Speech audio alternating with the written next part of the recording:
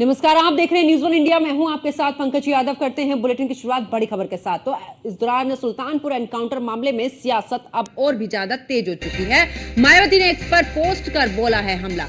BJP और Samajwadi party पर मायावती ने जमकर निशाना साधा है। क्या कुछ कहा है? दरअसल उन्होंने कहा कि अपराध, अपराधी और जाति के नाम पर हो रही राजनीति। इसी के साथ सपा बीजेपी एक दूसरे पर लगा रहे आरोप प्रत्यारोप। इस मामले में ये दोनों चोर चोर मौसेरे भाई जैसे हैं। सपा सरकार का गुंडाराज जनता भूली नहीं, ये भी मायावती ने कहा। इसके अलावा सपा के गुंडे दिन दहाड़े करते थे लूट और मारपीट। इसके अलावा यूपी के सुल्तानपुर जिले में एनकाउंटर की घटना के बाद से ही बीजेपी और समाजवादी पार्टी में कानून व्यवस्था को लेकर आरोप प्रत्यारोप लगाए जा रहे हैं। अपराध, अपराधी और जाति के नाम पर जबरदस्ती की राजनीति की जा रही है, जबकि इस मामले में ये दोनों चोर चोर मौसेरे भाई जैसे हैं।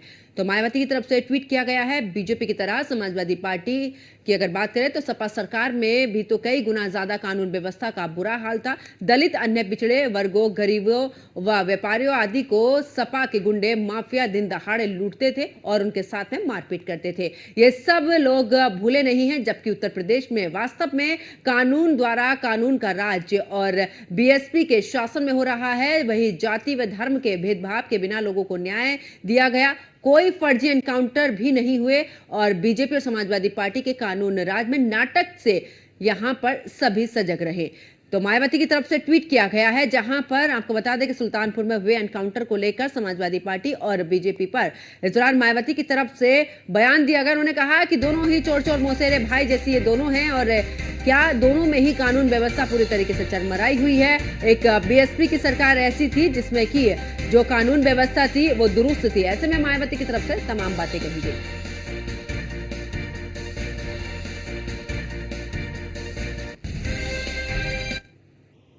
और ज्यादा जानकारी के लिए हमारे संवाददाता एसके वाजपेयी हमारे साथ में लाइव जुड़ चुके हैं। एसके, क्योंकि समाजवादी पार्टी और बीजेपी पर अब मायावती की तरफ से हमला किया गया, उन्होंने ट्वीट पर सीधे तौर पर कहा है कि चोर चोर मौसेरे भाई, यानी कि एक दूसरे पर सुल्तानपुर एनकाउंटर को लेकर जिस तरीके से बयानबाजी चल रही है उस पर तंज कसती नजर आई है मायावती। बिल्कुल निश्चित तौर पर बीएसपी सुप्रीमो मायावती अपनी पार्टी को दोबारा से खड़े करने की कोशिश कर रही है। उसकी वजह है कि 2012 के बाद में जितने भी उत्तर प्रदेश में इलेक्शन हुए, चाहे वो 2014 रहा हो, 2017 रहा हो, 2019, 2022, 2024, इन 10 सालों में बहुजन समाज पार्टी का जो वोटर था वो लगातार छिटकता चला गया और वो समाजवादी पार्टी, भारतीय जनता पार्टी और कांग्रेस में समायोजित हो गया, जिसके बाद बहुजन समाज पार्टी को काफी नुकसान उठाना पड़ा। 2014 के चुनाव में जीरो की परफॉर्मेंस, 2017 के चुनाव में 19 सीटें, 2019 में अगर हम देखेंगे तो समाजवादी पार्टी के साथ गठबंधन के बाद 10 सीटें और 2022 में केवल 1 सीट और 2024 में फिर जीरो।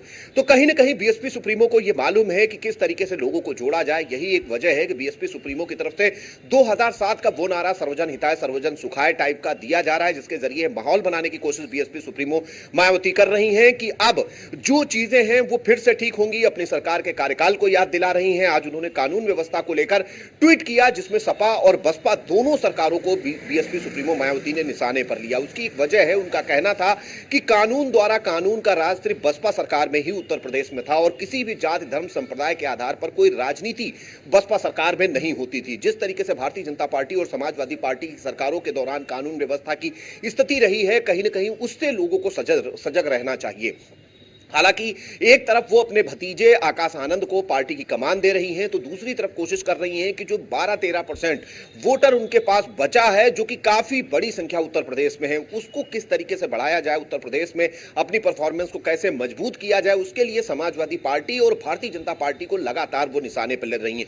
उसकी भी वजह है क्योंकि बीएसपी कहीं भी फाइट में नहीं है, हालांकि उनके पास बड़ा वोट बैंक जरूर है।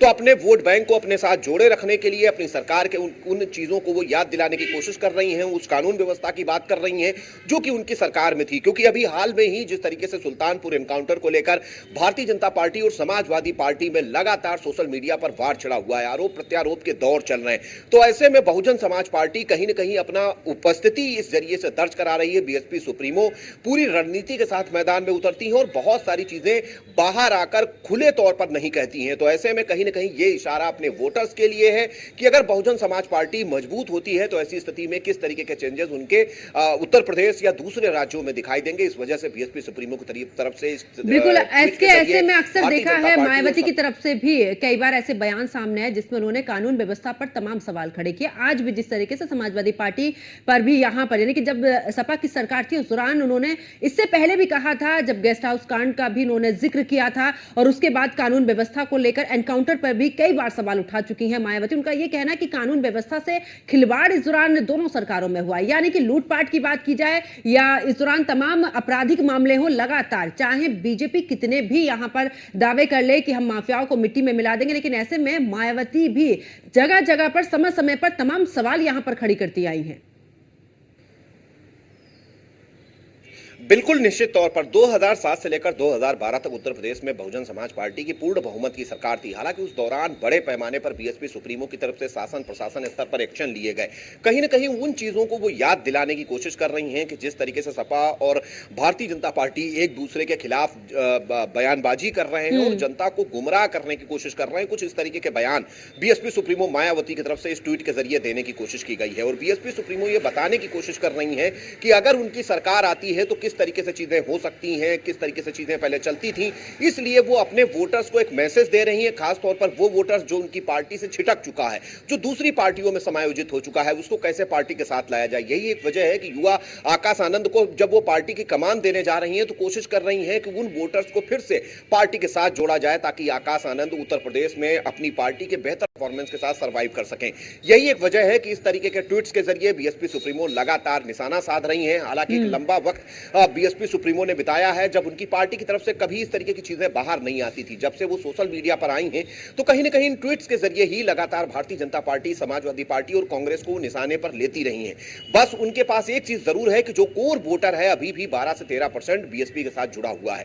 ये एक बड़ी संख्या है, भले ही वो सीटें नहीं जीत सकती हैं लेकिन कहीं ना कहीं दूसरी पार्टियों के गणित को जरूर बिगाड़ सकती हैं। यही एक वजह है कि इस तरीके के ट्वीट के जरिए अपने उस वोटर को एक मैसेज देने की कोशिश बीएसपी सुप्रीमो कर रही, कानून व्यवस्था की दुहाई दे रही हैं और चीजें बता रही हैं कि किस तरीके से सपा सरकार के दौरान दिन दहाड़े हत्याएं होती थी, अपराध होते थे और भाजपा सरकार में भी कहीं ना कहीं कमोबेश कुछ उसी तरीके की स्थितियां हैं। लेकिन जब बसपा की सरकार थी तो किस तरीके से बसपा सरकार में लगातार एक्शंस हुए हैं, लगातार चीजें हुई हैं, वो याद दिलाने की कोशिश इन ट्वीट के जरिए और कहीं ना कहीं एक पॉलिटिकल मैसेज अपने वोटर्स तक पहुंचाने की कोशिश। चलिए, बहुत बहुत शुक्रिया इसके वाजपेयी हमारे साथ जुड़ने के लिए, तमाम जानकारी साझा करने के लिए।